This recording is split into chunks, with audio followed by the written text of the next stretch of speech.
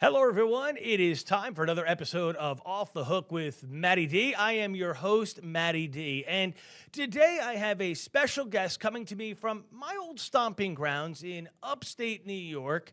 As you know, I was in a little town called Utica, and that's where I met probably one of my best friends, and his name is Jordan Ross. I want to bring Jordan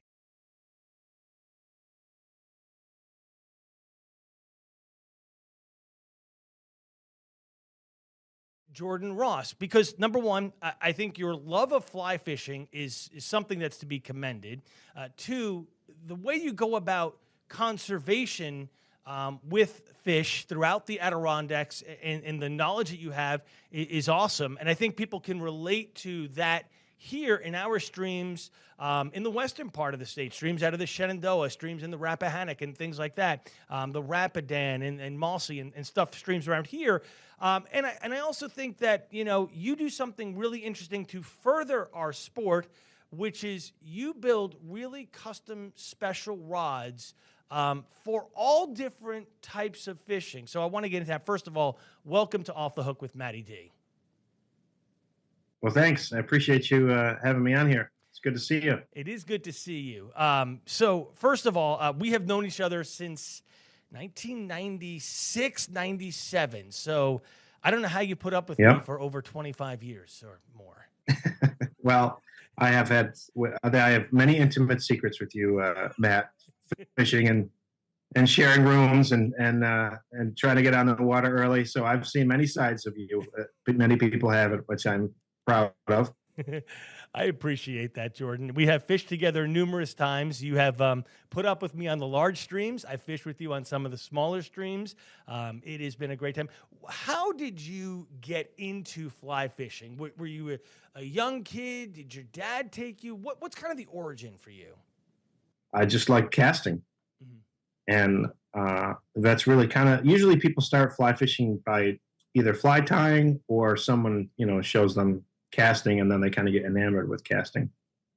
And I was pretty young, and then by the time I got my driver's license, I mean, that was like, that was what I did.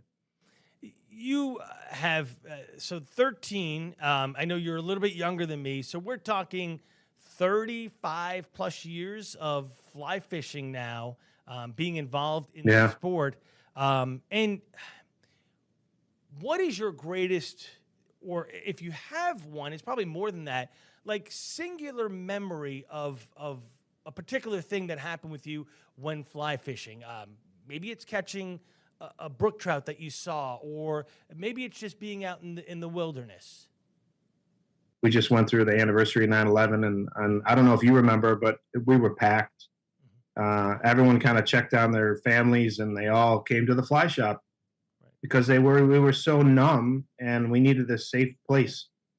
So I would say that some of my best memories are having the store, and in regards to getting into the sport. And I was young then, right? So I was like 20, from 20 to 30, I had the store.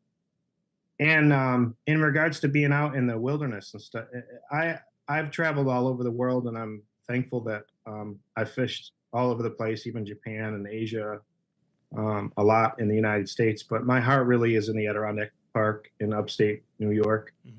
And as you know, I've done a lot of conservation work, kind of learning more about brook trout. And once I started making these fly rods, and now really specializing a lot in small stream rods. I know I've made rods for you that go, much larger game. Right. And you've got some great stories on that. But I really have specialized in small stream fishing, and talking about like where you guys are located, and Shenandoah, and all the way down, believe it or not, there are people catching brook trout in Georgia. I didn't even know that until people started asking me about making fly rods for them to catch native brook trout in Georgia. So for me, spending time in the Adirondacks and finding these places, these headwater streams that still have fish in them, that have been there since the Ice Age, and the glaciers receded, is just special to me. And I want to share it as much as I can, both with the youth and with people that are older. And you are sharing that with a lot of people of different ages. I know your clientele when it comes to the rods that you sell, and we'll definitely be talking about that. But I know the group that you sell to, two anglers for sure down in Georgia. You just hooked up with a gentleman, as we all know, Panfish on the Fly on Instagram. He's got a great niche there. And yes, you have built some incredible rods for me for bigger fish, and we'll certainly talk about that. But you mentioned something interesting, the shop. The shop was, and I think you are 100% correct. When I walked in, I felt like I was walking into an extended family. And I thank you for that, because it wasn't intimidating. Sometimes you walk into a store and you're like, I kind of feel out of place here. I walked into your shop and I felt like home. You taught me how to fly tie. You gave fly tying lessons every Saturday morning.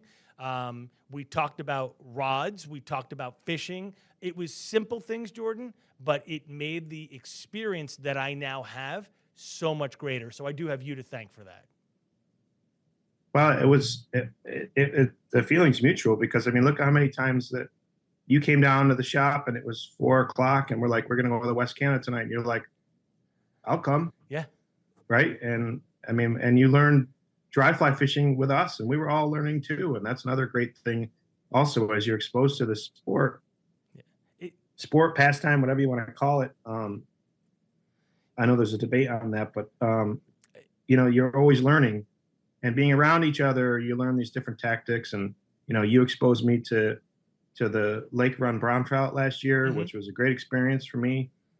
So I was learning from you, and I've given you a little bit of pointers on casting and stuff. So it's the reciprocal nature of angling and being around other people that enjoy it. It's just a great experience. And once you get outside and your mind starts to decompress, the serotonin starts flowing, and whether you're catching fish or not, it's just a great experience. I haven't been able to find that in a room or in closed doors.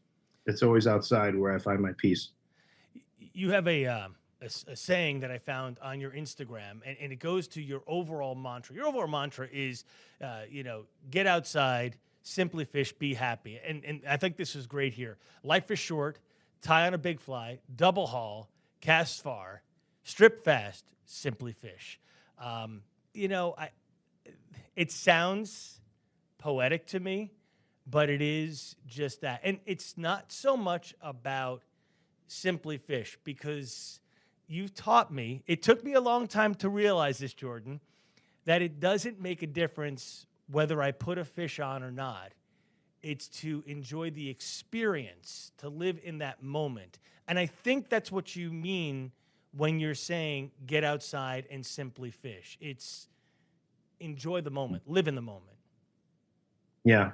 Yeah. So I know we talked a little bit ahead of time about, some of my philosophy on this, and I'll pontificate on it for a second, if you don't mind. Sure.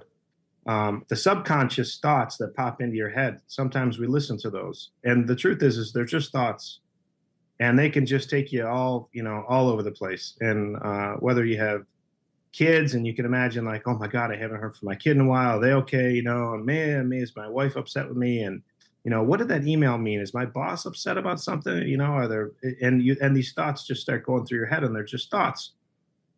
And that's different than your conscious mind and your coherence in regards to where you are and what you're in.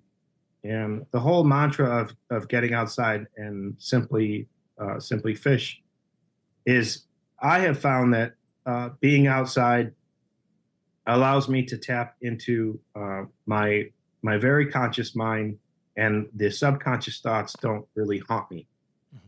So that's why I think it's a healthy thing for us to get outside and do this. And of course, for me, I think that fly fishing is the answer to that. So yeah, I mean, there's that, that picture of that small brook trout that you had there. What, as compared to that huge hog that I got in Labrador. Can you believe that thing, Matt? That is fantastic. I knew where you got this from. And you just recently came back from Labrador, and you've gone to this one lodge a couple of times, if I'm not mistaken. It's kind of a home away for home from you. You really enjoy, Yeah. because you're Jordan. I'm not gonna. Don't take this the wrong way. You like this more than this, and I think there's a peacefulness to this, because I know you like to be in your kayak. You're out on Fifth Lake or Sixth Lake in the Adirondacks, or some small stream that you've hiked into, maybe with your wife. And there's that whole thing that I think you really enjoy. But I think there's also something to this that speaks volumes, where you're like, wow, this is unbelievable. Yeah.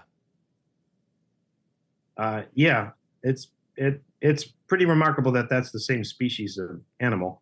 Yeah, it is. You know, and that's one of the remarkable things about brook trout in Canada. But yes, you're right. That little fish there that quite possibly hasn't been handled by human hand before, and that is in the Adirondacks, which just as easily could be in the Smokies, Shenandoahs. You know, those little gems that live in these headwater streams that have survived there and evolved there for a long time, I think are just amazing. And my heart goes out to brook trout. I mean, if you look at the colors on there obviously there must be a reason that they're colored this way, you know, through evolution and I'm sure divine intervention. But like, that is just a great specimen of beauty. They're just gorgeous. You know, they're beautiful where you catch them, and they're just a beautiful fish anyway. And they're a sign of a healthy cold ecosystem, which those are getting harder and harder to find these days. And when you go out, you might be with a group like this that you enjoy, that you've known for a long time. Like when we went out last year to the streams off of Lake Ontario, we spent a couple of days together. We ended up hooking up with a mutual friend as well, With Steve Steve, Bouchard. Yeah. I mean, and it was kind of like a reunion of like 20 years on a river or something. But those friendships last a lifetime. And that meant more to me than I could ever tell you in a call, in person. It fulfilled my heart. It really did, that you came out, because, again, I know that is more of your style than big old brown trouts. But you did it, and there was something cool about it. You were like, wow, these fish are really big, and it's kind of fun. And I enjoyed it, so I can't thank you enough. But getting back to this, yes, Yeah. there is something majestic about these fish. Well, keep in mind, you know, I'm 47 years old, and roughly 28 of those years I've had my business. Right. And now for over a decade, I've done a lot of conservation work on these little brook trout. And you know, thank goodness the Clean Air Act happened, and really that was the rebound for brook trout in the Adirondacks, and as well as many other places in the Northeast. But I guess, you know, size doesn't really matter. It's the fact that they exist. Yep. I think is where my heart goes. Sure. But I like catching big fish. Don't get me wrong, I do. I just, when I'm around you, I just don't catch as many. I'm a bad luck charm, I guess, to that fact. Just a great picture here. I love that you put this in here. So, okay, let's talk about conservation, because you've mentioned it a couple of times. One of the things that you noticed, a stream that is close to you, and we'll get to these pictures in just a second, is the West Canada Creek that runs through Herkimer County, and it comes out of a set of falls where there's a hydro-controlled dam. And if I get this wrong, Jordan, you're absolutely fair to correct me. But I think you noticed there was a problem with the way that hydro dam was releasing water, and it was hurting the fish population. And I think you talked to some of the people, this was early on at, I think it was Orion Power, to talk about controlling that flow better, to allow the fish to flourish better. And that began the small thing called Trout Power. How close am I on that? You're close. You're in the vicinity of right. The West Canada Creek drains the western and central Adirondacks. It's a pretty big drainage basin that goes into the Hinckley Reservoir, and the Hinckley Reservoir is backed up by a couple dams. where they make power. And you're right. It's funny that you mentioned Orion. So it was Niagara Mohawk, then the Orion Power, and then Brookfield Power. Mm-hmm. When Brookfield Power took it over, Brookfield Power really maximized the fact that there were no limits on, very little limits in regards to what they could do with water flow. Mm-hmm. 1,000 cubic feet per second down to 275 cubic feet per second to maybe back to 2,000. And the reason that they were doing that was they were making on-demand power, and they could sell on-demand power to the grid. I was told an order of magnitude higher profitability than normal. So anyway, the whole point of like that fish that you had on the handkerchief was we never saw spawning fish in the West Canada Creek. We never found reds. We never caught small fish. And we speculated that it was because they fluctuated the water so much that those fish really didn't have any place that they could spawn. And when we did this and had these tournaments, we got all the data from all the fish that were caught, and all the data completely aligned with the sizes of the fish that the state was stocking. And I don't know if you recall, but the only time small fish were caught were at some of the tributaries where there were some brook trout that were hanging around in some of the small tribs. Right. And still to this day, it's still the same way. What Trout Power did in 2012 and 2013 and 14 was it really got the whole community on board in regards to everyone that lived on the river thought that, oh, this is a great river and everything's wonderful. These fish are wild and they're doing great, and they weren't. They were not. It's an artificial fishery. And until the water flows get under control, the fish there won't be able to spawn. And some people think that we should even have brown trout here because they're not native. But we're never going to get ahead of that because they're everywhere out west and they're everywhere all over the United States. But there are extremists that think they're not native. But in my opinion, if a fish can spawn and be wild and live on its own, take care of itself, that fish is worth fighting for, which also is my involvement with Trout Unlimited. Mm-hmm. So there's Trout Power, Trout Unlimited, Native Fish Coalition. They're all things that I'm involved with, but Trout Unlimited would say the same thing. If it's a cold water fishery and those fish can take care of themselves, they're worth protecting. And so this was the first of a number of different trout powers. And so I guess I should explain to our viewers exactly what this, and yes, I did save it, the handkerchief here, what it is. Yeah. It was, so you made it fun. You held this fishing tournament, and there was big payout prizes, right? But it was really $1,000. Yeah, but it was really about measuring the fish, and all these fish were caught and released. Nothing was kept. So even though you're seeing these fish here really quick, this is like literally take it off the fly, put it on the thing, get a quick picture, and then throw it back, not throw it, but release it gently back into the stream. Mm-hmm. And what we were doing was we were getting you measurements. And, like I fished with my buddy Cap, who you know, and I think we caught 36 beautiful little fish. And we had a great time. And I mean, it was a 6-hour fishing each day. Blue was one day, green was the next. But the data you collected, and that helped you kind of make your case that we weren't having a natural reproduction in these rivers, right? That was the whole key. That's right. That's right. And the reason we had those handkerchiefs was because you had to take a photograph of the fish, and we gave you the handkerchief in the morning. So the handkerchief had to be in the photo with the tape. Right. And like I said, we figured that there would be a little bit of blowback if we didn't do something because we're going to give $1,000 prize, right? So, and it was $1,000. We did like 3 of these. It was $1,000 for the biggest fish twice. Then it was $1,000 for the smallest fish. I didn't get either because everyone was Huh? I didn't get either of those. Yeah, sorry. You did well though. You got a lot of fish on the board. So the board that you're on that did this, is this the State Council for Trout Unlimited, or is this still back with Trout Power? No. Yeah. So I founded Trout Power. Right. And then I was president of that for 10 years. And all that genetic work was done by Trout Power. Gotcha. And then it was both Trout Unlimited and Trout Power and a number of other groups that worked with the state to change the trout stream management plan.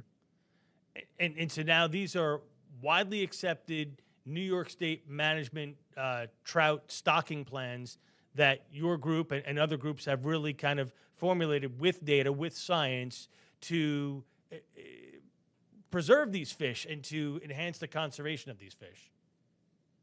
Yeah, I mean, the ultimate goal is to not stock. Right. Right. So what you want to do is you want to service the ecosystem, do what you can for the ecosystem so that the fish can spawn and take care of themselves, and you don't have to stock or you don't stock. Stocking is not a good thing. Mm-hmm. It's bad genetics. It's really artificial. Some people probably be upset to hear that, but the truth is that if the fish can manage themselves and spawn themselves, you don't have to stock. Right.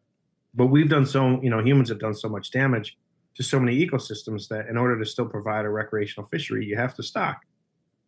And I'm not against that. I think that there's plenty of places where you should stock fish in a pond or stock fish in a stream so that people and kids can go catch fish. But if there's an ecosystem that has a chance to have its own the fish in there that are spawning on their own and being successful doing so, that's a hands-off situation, right? You let nature handle itself. Right. Let it grow, let it thrive by itself, right? And that's the whole key there. You have recently started and brought back a Trout Unlimited group to the Mohawk Valley, the Utica, Rome area. How accepting was it from fellow anglers to bring that in? How well received was it? I think you're about a year in on this, if I'm not correct. Well, the Mohawk Valley chapter has always been here. Okay. I jumped in and I was well received to jump in and try to put some other programs in play with the Mohawk Valley Trout Unlimited chapter, and now I became regional VP of Trout Unlimited statewide, which means Tug Hill, Black River, and Mohawk Valley. It's my responsibility to bring whatever efforts are going on at a local level to the state council level in case they need support. So I want to just to be clear, the chapter was there. I just kind of switched gears. I retired, so to speak, from Trout Power. Mm-hmm. I let the board of directors handle it. They're handling it, but I still had plenty left in me to do some other stuff. So Trout Unlimited was where I kind of moved to, and now we're doing some great things. We've got a program, as you know, my kids Parker and Paisley they go to Harts Hill School right up the street from where I live, and we got active through the Trout Unlimited chapter to bring to go to the stream and get bugs, aquatic insects, and bring them to the school and show these kids these aquatic insects. And let me tell you, kids and bugs it's a good equation. It is a win. And I'm now known as the bug guy whenever we go to any school function. It's not like, this isn't Jordan. It's like, oh, that's the bug guy that brought the bugs to school. The kids talked about it for days. But what we're doing is in New York public schools, they really don't give the kids any science until second grade. Mm-hmm.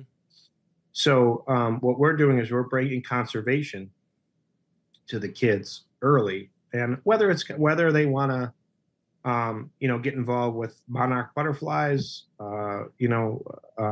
great white sharks, trout, you name it, right? The point is they're not really exposed to conservation groups. And, I will date ourselves a little bit, Matt. I don't know if you remember being like me, but, Sunday night, you put on PBS and you watch the nature show, or Mutual of Omaha on Saturday.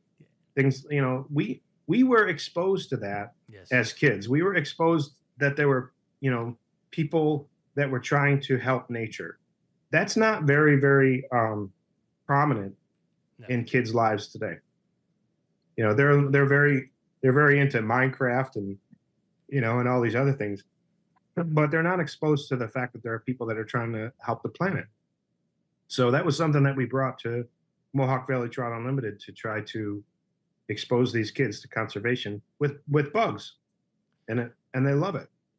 It's conservation mixed with education. And that's what we try to do as parents. It's also what we try to do as fellow stewards of any river in our sport, because to me, it's not a hobby or a pastime. It is a sport of fly fishing. We're about education. We're about conservation. We're about leaving that stream better than we came in to see it. And I think you exemplify that every time I talk to you, and every time I read one of your Facebook posts about what you're doing throughout that wonderful area in central New York, where you're changing a stream every time with a group like Trout Unlimited, like you did with Trout Power, and like the rules and regulations that you've put in with the Council for Trout Unlimited. So I commend you for that, and I thank you for that. Well, I appreciate it. I think we all could probably do more with the youth. Any time to get them off the screens is a good thing. But I will tell you, we went to Cape Cod a couple weeks ago, and we were exposed to the Atlantic White Shark Conservancy. Yep. And it's amazing to see the advocacy for great white sharks in Cape Cod. Big difference from you and I watching Jaws. Right. Because you think of fearful. Huh? You think of fearful, not yeah. enjoying, I mean, right. I mean, a conscious effort has been made that they are apex predators, which are a good sign of a healthy ocean. And that's a good way to think about it. It's a good way to expose this.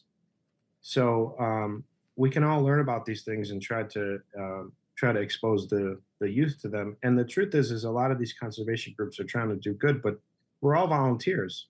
You get on the board of any kind of nonprofit group, and the biggest problem is you can't get anybody to do a lot of work because nobody has the time, right? We're not getting paid to do it. So we've got great intentions, but we just need the help.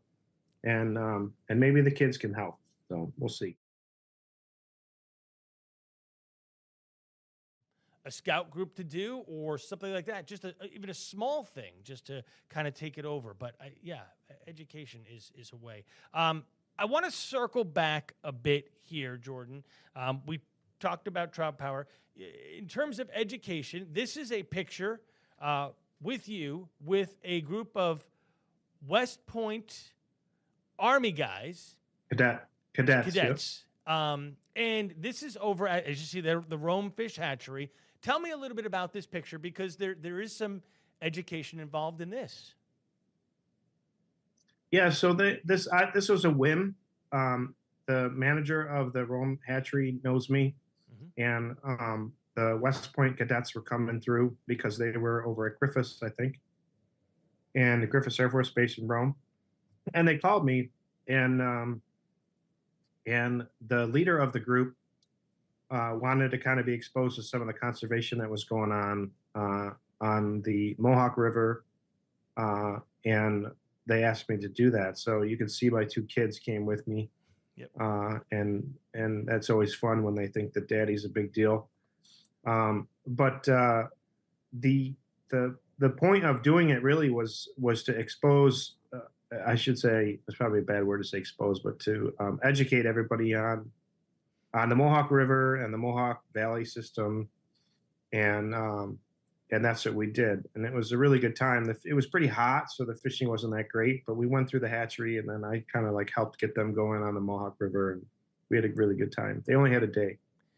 But still an experience for them that some of those guys, some of those cadets will never forget. And maybe if you turned, it looks like you got about 8 to 10 guys there beside yourself and your kids. I mean, if you turn 1 or 2 of them on to fly fishing, they may continue that sport or maybe come back to it, 3, 5, 10 years from now, and again, become stewards of our sport, become stewards of our rivers. So I think this is great. Another picture here that you also have, you talked about this a couple of minutes ago.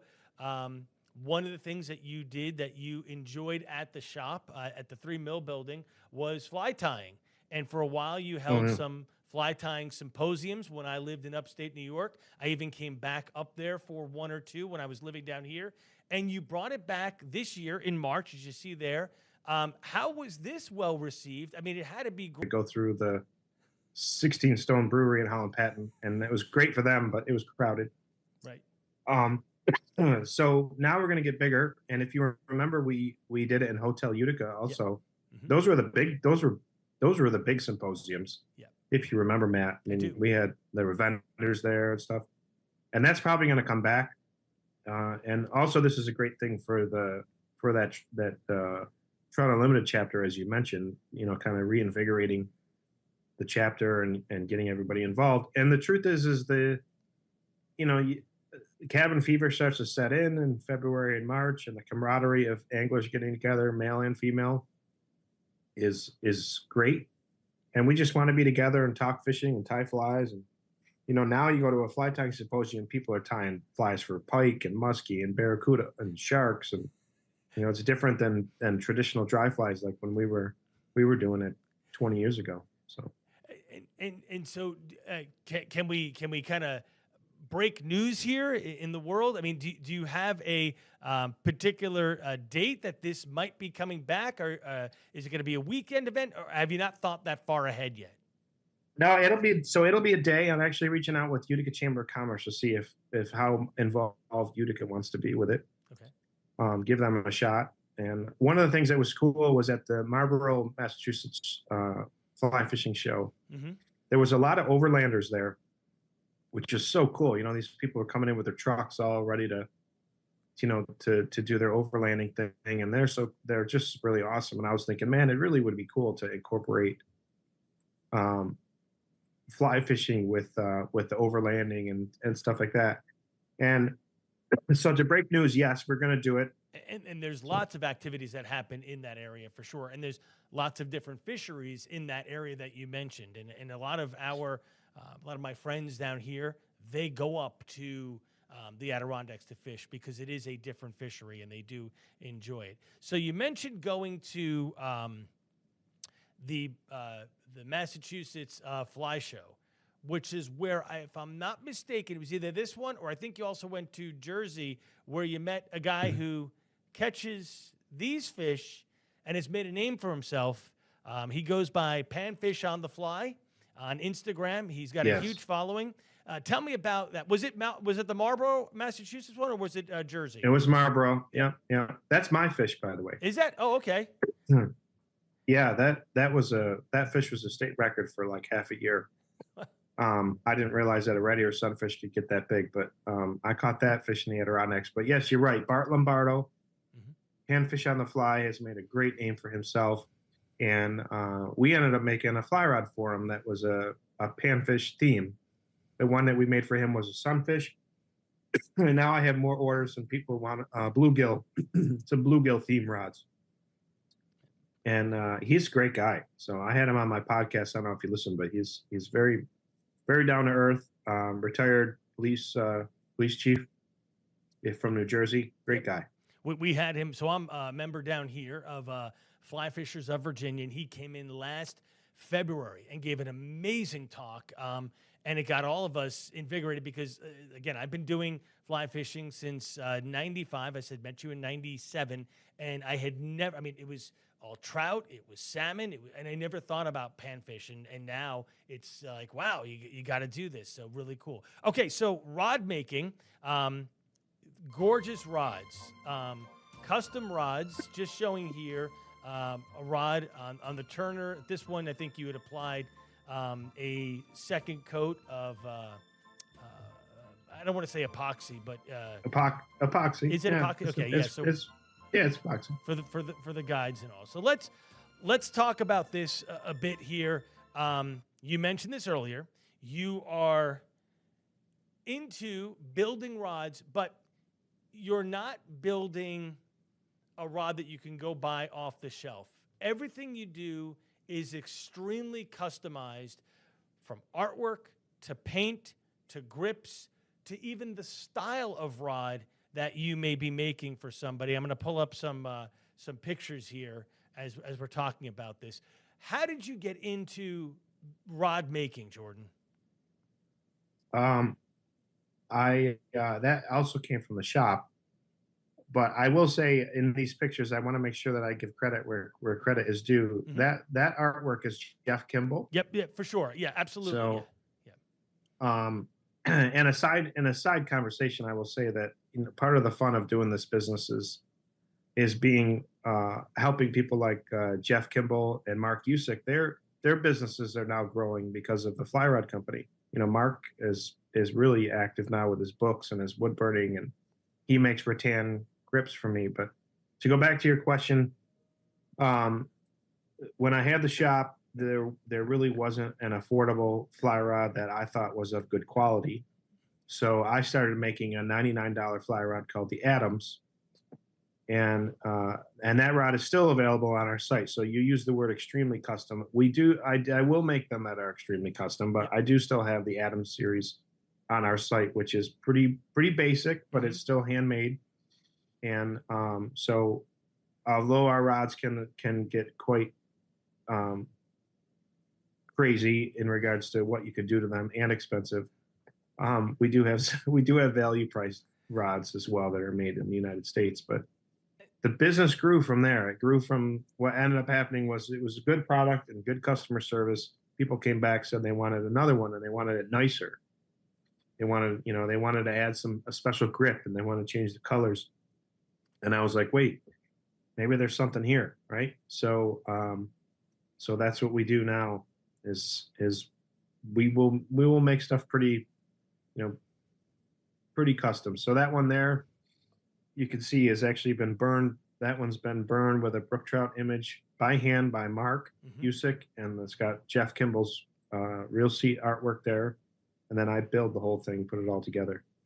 And so, yeah, so I did want to say that you are doing this. You're building the rods, but you do have some people like Mark, like Jeff, who have built portions of my rods as well, and they can really make it customized. So some background for our viewers, because I am an absolute crazy person.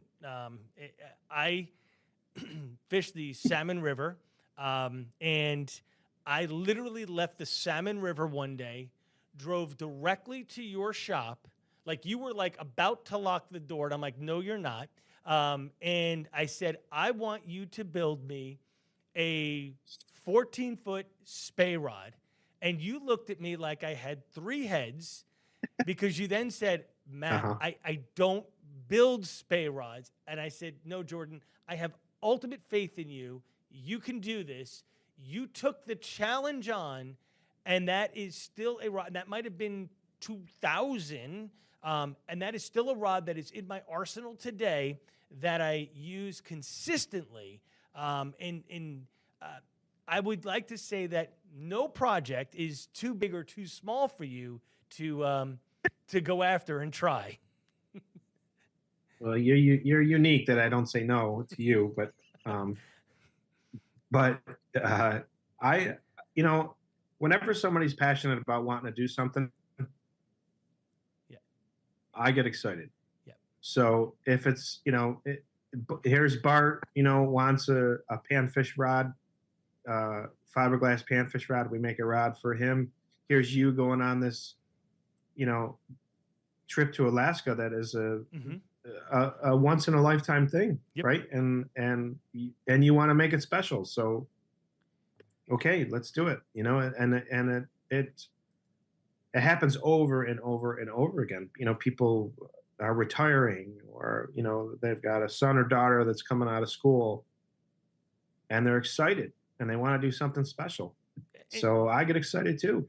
And you do very special things. Not only, and we're going to get into some of the materials here in just a bit.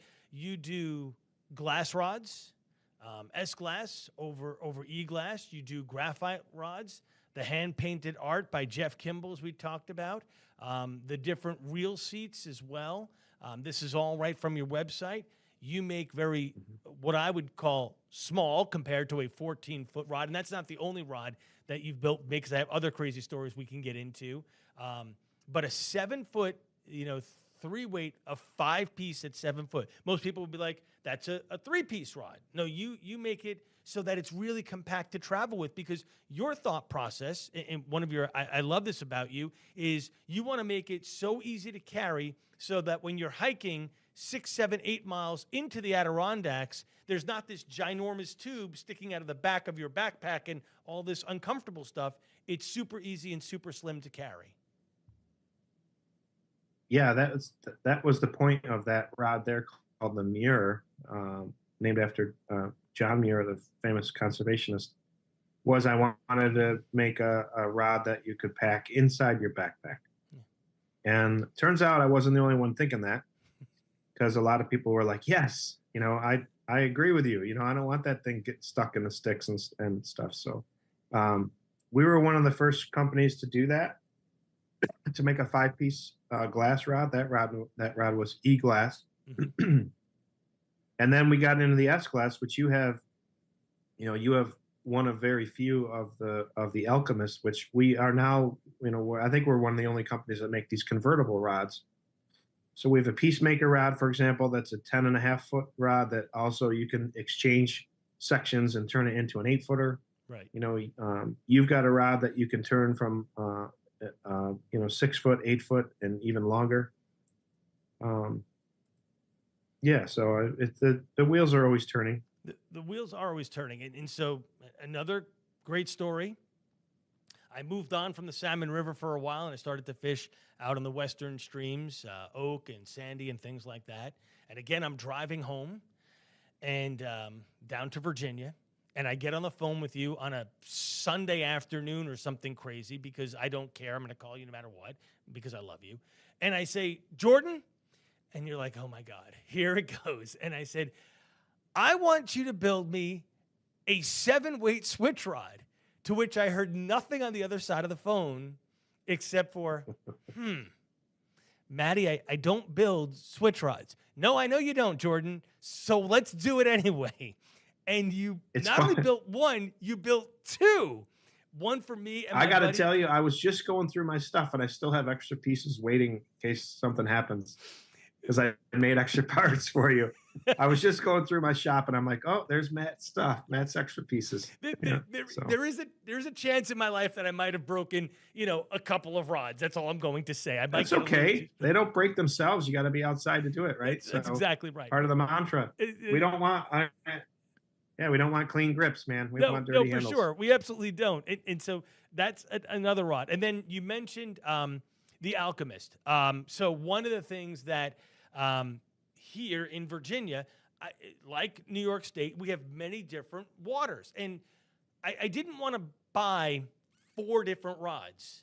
So I called you up again and I said, what can we do? You said, funny, Matt, this one I'm actually working on.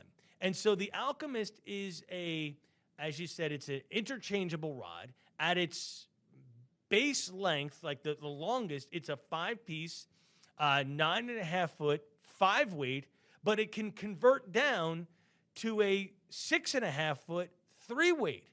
And that is the smartest thing ever. Yeah. 6. Because it's the top 3 sections of the 8-footer. So yes. Yeah. What's wrong with that? No, that's the greatest thing ever, because I can now take one tube and fish the James, fish the Mossy here, or upstate New York. I could fish, down by the Mohawk itself, right by the dam in Rome. I could then go and fish any stream in the Adirondacks, and I don't have to, here's another rod here. I mean, so unbelievable. And then, yes, as you mentioned, I did call you up before my trip to Alaska and said, I want a powerful 9-weight rod. And you said the coherence, and there I am. So you build them all, and they're fantastic. Okay, so here's a picture of you looking at. I'm assuming this is kind of like the spec sheet. Somebody's called you in. You've now written down what you want, and you're going through the build process. That's right. Yeah, there's a couple sheets there, because sometimes I'll do a few at a time. I really don't it's very risky to do more than 3 at a time because you just have a chance that you're gonna put something on theirs on someone else's. So yeah, that's me just making sure I'm doing it right. Hmm. And it's supposed to be proof that they're being made here, um, by a craftsman, if I could call myself that. I, Um, you but could. they're not. This isn't a joke. They don't come in on a container and then we, throw them in a box. They're all made individually. You can call yourself a craftsman. You can call yourself an artist. You can call yourself whatever you like because you're all of the above. Checking the flex of the rod to understand where the best point is to get the best flex to put the guides. Then not only putting them on the guides, but you're really checking the whole thing out here. It is all hand craftsman, as we're seeing here. I mean, to the T, wrapping the threads by hand on the guides, not some big machine. Mm-hmm. Yeah. This, Yeah, JP Ross Fly Rod Company is not big. I right. don't want anybody to think that we're some huge company. I mean, I end up touching every rod, Yep. and to an order of, I mean, we're almost up to 10,000 rods, I guess, that I've made, I've touched. So that's a lot, but we're not big. We try to be very intimate in regards to what we're making and have that relationship with our customer. Obviously I took these pictures to, be kind of artistic, but Sure. that's true. I will watch over them for a little bit to make sure that there's no fish eyes, everything, it looks good. Did the epoxy coat the label properly. There's a little bit of babysitting on them, but you make so many, you kind of get it right, but you still check them. You always want to make sure they're good here. I love this shot here, and I call this, it's like you're looking through the glass to make sure everything's right. It's a final inspection, extra binoculars, if you will. Yes. Well, there's, the nice, me, it's usually some kind of bourbon or something nearby when I want to work late and check everything out. So yeah, those are my special glasses. So when someone contacts you, not me, and they say, Jordan, I'm interested in building a rod, you first have a conversation with them so that you can understand what they're looking for. It's not just, okay, I have an S-Glass mirror and here you go. You really have a full conversation to understand what they want. Yeah, I mean, the best experiences I've had with people are not, with they just buy it online and that's it. The best experiences for both people, both them and me, is we converse and talk about what they want to do, what attributes they like, and like there's some agate guides, right? Those are probably what 5 or 6 of 100, maybe more, that I have of different shades and colors, and the customers get so excited when they get to pick these things out. And I'll text message them and show them some different woods and say, do they like the light or the dark? And they're part of it. They're a part of the experience. And I think that's hard to do when you make a product these days, to still be able to do that with your customer. A lot of stuff is so order it, get it quick, and that's kind of how we live these days. Mm-hmm. And our stuff is, we want to do something a little bit different. I very rarely have anything in stock. I do on occasion. I'll make some stuff and keep it in stock when somebody wants something in a pickle. But we tell everybody stuff's made to order. Yeah. So if you want your name on it, we'll put your name on it. That's free. You want to change the thread colors? That's free. You want to change the wood, change some other things. Sometimes that's also included. If you want to do anything special beyond that, and we have to charge you a little bit more, so be it. But having the conversation with the customer is key, and then they're involved in the whole process. So, And you know, some of the customizations, the agate guides, the hand painted reel seats by your friend Jeff Kimball, the different type of hardware that you can have on that. This is something also, this is gorgeous, you know, on the bottom of the reel, just an added touch, on the bottom of the reel seat, I should say, an added touch to make it different, to make it personalized. You mentioned the rattan style grips that Mark is making for you, like this one here, or he burns in, you know, a trout or something like that. I mean, all of these are just spectacular. And then, of course, they come in a hard case that protects them with the cloth and all. This is one of those finished products, Jordan. It's just, your work is simply gorgeous. Sometimes Thanks. you have to think, do I really want to fish this? It's too nice. You have to fish it. Yeah. You have to. You have to. Right. It just, you're just gonna really annoy me if you don't. It should not be. This is not a coveted thing. Okay. This is not. It really. They are not. They are tools, and they are made so that when you pull them out of the case, they make you smile. Yep. And that you're, you know, if you have had a long run, 3-4 weeks of work and can't get away, we want that JP Ross rod tube to haunt you. You know, that we do. We want it to. You want to have a relationship. And trust me, I am not. There's a saying that, you know, happiness is not stuff, right? And I tell my kids all the time, things are just not going to make you happy. You make yourself happy. Experiences make you happy. So that fly rod is not going to make you happy, but using it will make you happy. Mm-hmm.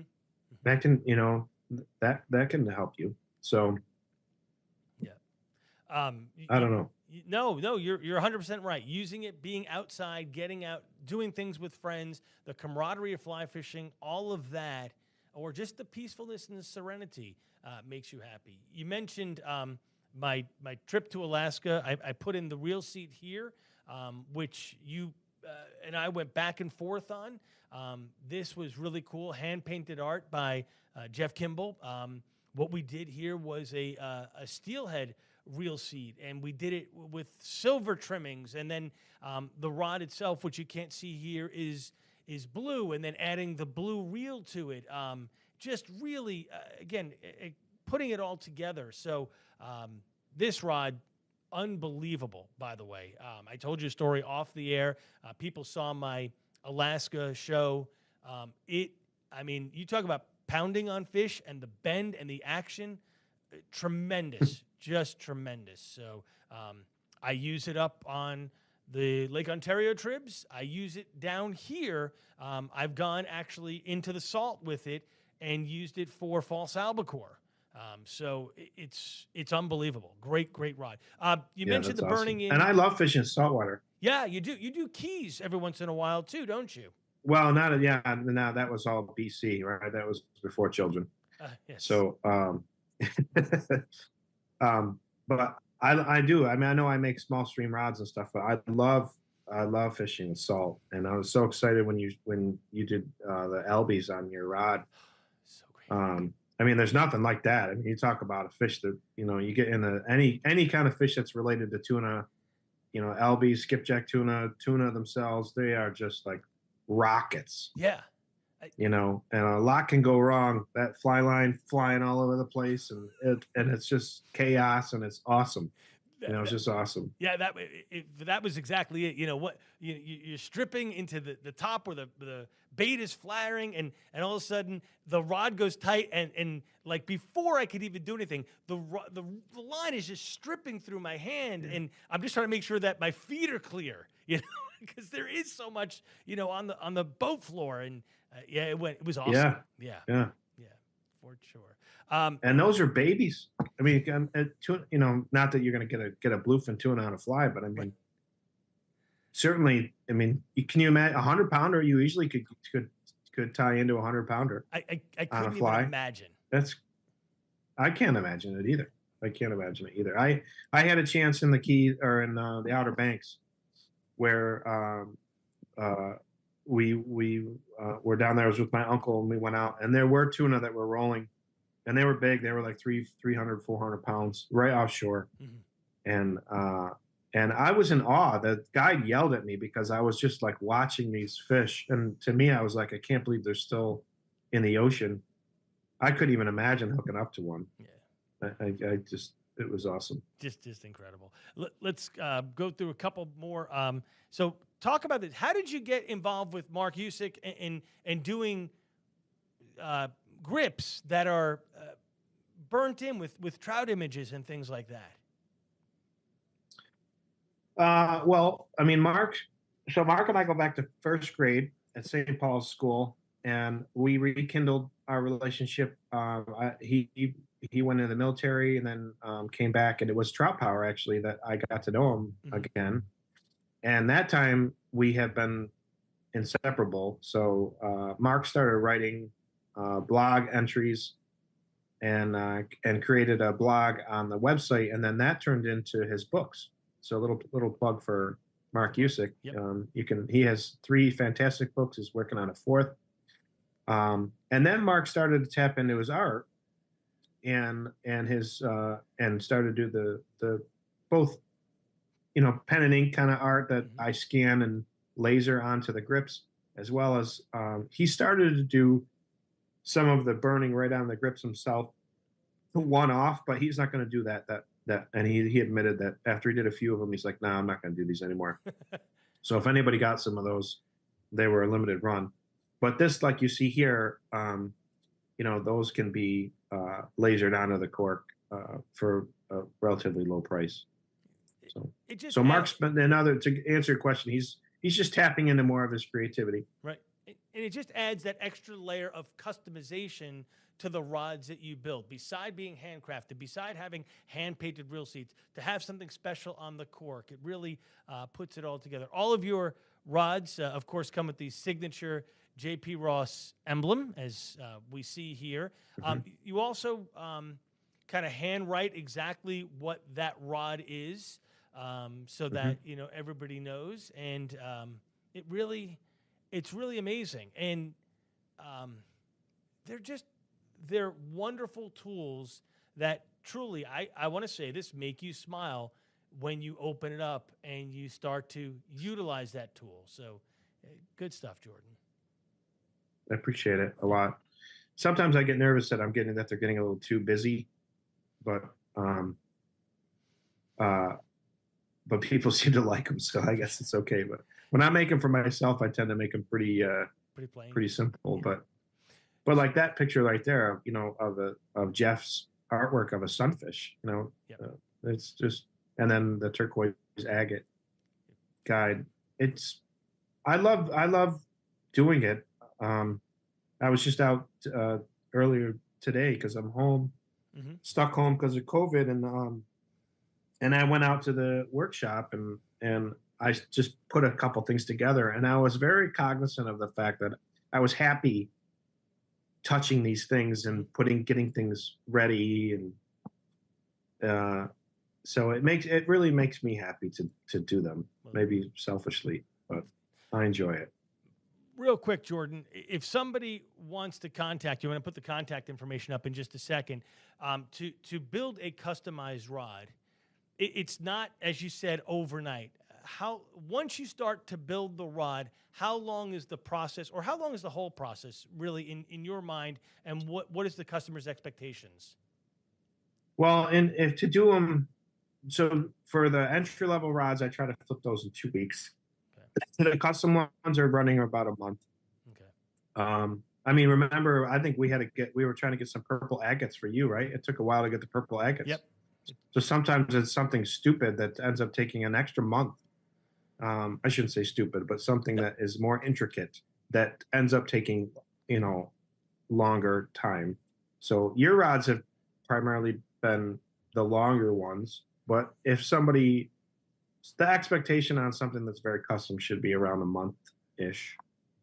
Okay. So, Jordan, to get in touch with you, I have or graphite rods. You can click on, find out some of the more hand-painted rods, some of the customization, and things like that. I'll put that back up there. Again, it is jprossflyrods.com.